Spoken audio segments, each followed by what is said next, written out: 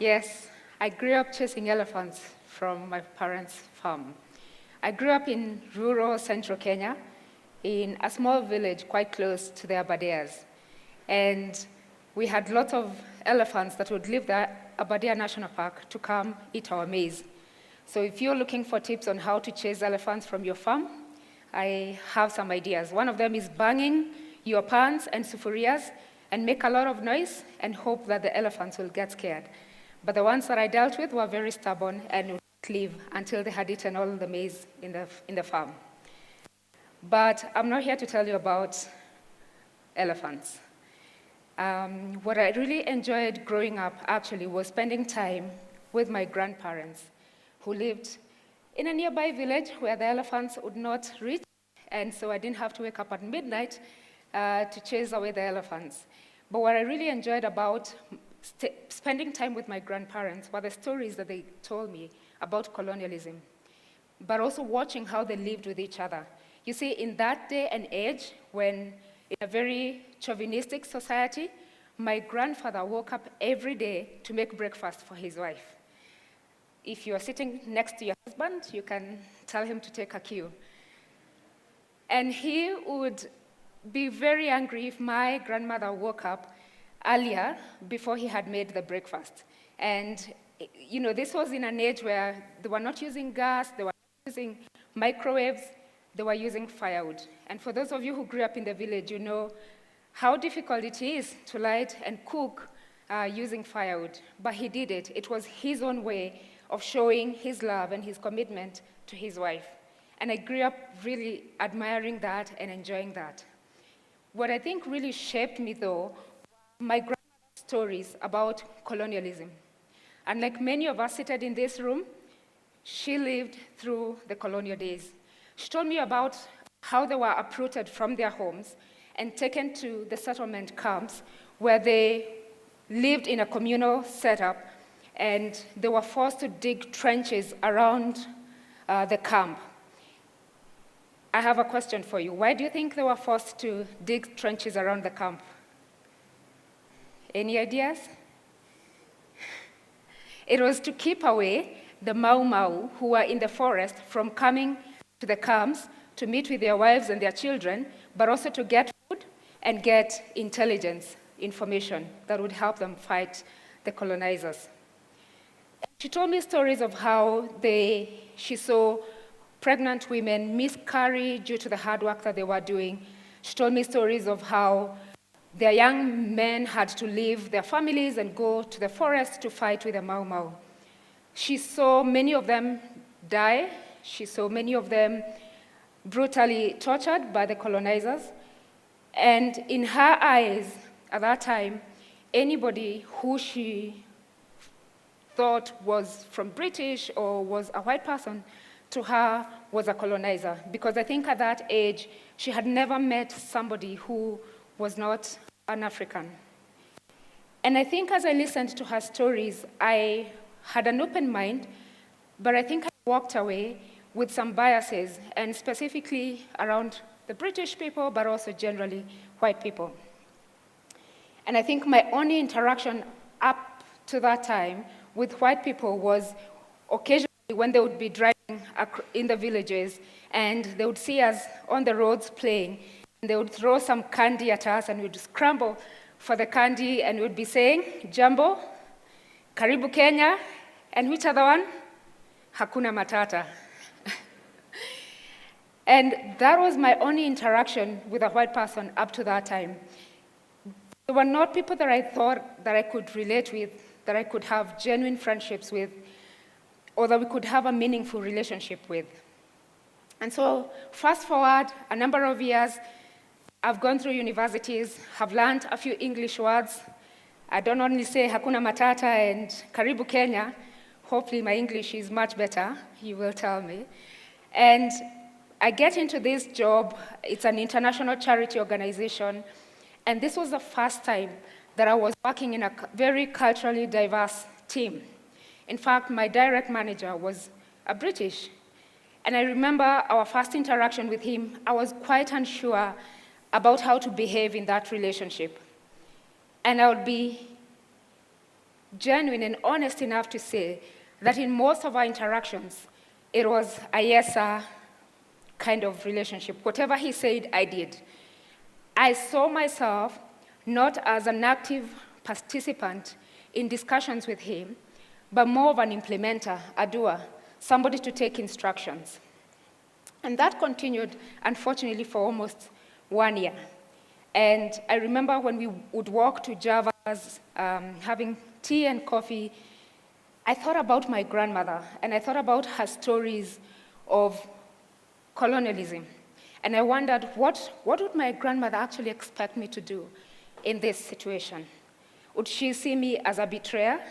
Because in her age, anybody who was seen walking and hanging out with the white people was a betrayer and would be killed at night by the Mau Mau.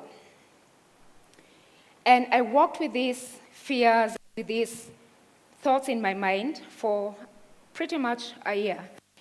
And I think what really changed my perspective is meeting with other people who challenged me that if I was going to be a representative of the poor, of the people that I hope to change their lives, then I could no longer remain a passive participant in the discussions.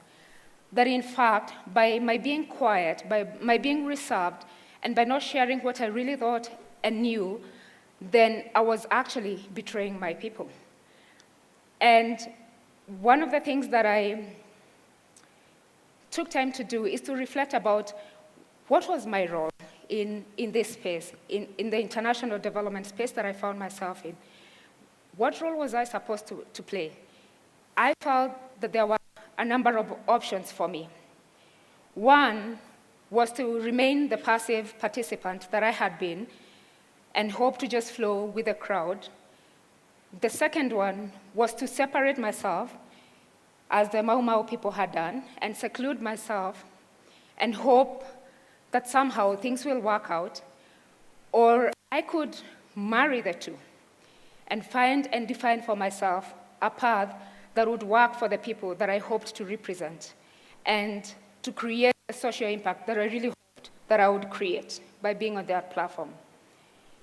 And that is when I realized that for me, what I needed was to decolonize my mind. And as I walked through villages in many parts of Kenya, I could not help to notice a number of white elephant projects. I remember going to a place in Machakos to meet this bee-making community, and in one of the rooms, they had a very big silk manufacturing machine. And I asked, what do you do with this machine? And they said, oh, it was a project. It was one of those projects very heavily funded by one of the international donors. And I said, why? And they said, they told us we could make silk, but once the project ended, we no longer do it. And that's when I realized that the person probably who had been trusted to get views from the community and to understand the true needs of that community had probably been a passive participant like I had been. And because of their lack of having a voice, of really sharing what was really needed in that community, billions or millions of dollars had been used for a project that had not really brought a significant change in that community. And I made a decision that that was not going to be my life, but I did not know how. So how do I change this? How do I change this narrative? And I began a journey of trying to discover what did I need to do to change this. And what I learned are two principles that I would like to share with you. One of them is vulnerability. One of the people I met today told me vulnerability is standing on TEDx platform like this and sharing your personal story. But it's that aspect of putting yourself in a place where you can be hurt, where you can be judged, where you can be rejected, but still put yourself in that place. It's that element of being the first one to give without necessarily expecting to receive back. It's that aspect of being able to say what you really think and what you really care about without having a guarantee that the people listening will really care about what you say or join you.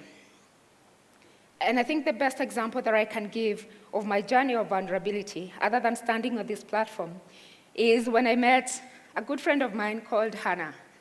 So Hannah had joined our organization, had left a top consulting organization in the US to volunteer for 1 year, working with local entrepreneurs in Nairobi to help them grow. Unlike the first instance where I was working under a British manager, in this scenario, I was to be her manager. I will be lying if I said I wasn't intimidated by Hannah. She was this brilliant, intelligent woman, but also very stubborn, just like the elephants from the Lydiah National Park. And in our first meeting, I thought, what am I going to give her? Am I qualified?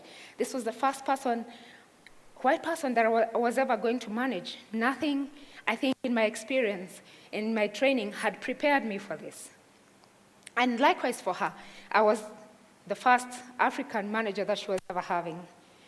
And so we began a journey of trying to be honest with each other, to be vulnerable with each other, sharing our own fears, our own joys, our own strengths, and our own hopes. What was very clear for me is that I had a lot to learn from her. I learned from Hannah to demand excellence of myself, to not be afraid, to not always wait until I'm very sure of an idea before I could take action. She taught me to trust my gut instincts. What I think I hadn't fully anticipated is that she would also learn from me. One of the big lessons that she learned is that when you attend a traditional wedding ceremony as a white person, the bride price gets doubled. She learned that pretty quickly. But what she also learned was to listen first before action. And not only to listen to the words that are being said, but the emotions behind the words. And she also learned how to cook our Kenyan meals, githeri and chapati and many other things. I feel that if I hadn't been vulnerable in that situation and pretended that I knew how to do this, I would not be the person that I am today. And I think as governments, as organizations, think about their policies about diversity and about inclusion, it's important to know that we do not need to separate ourselves. We do not need to seclude ourselves.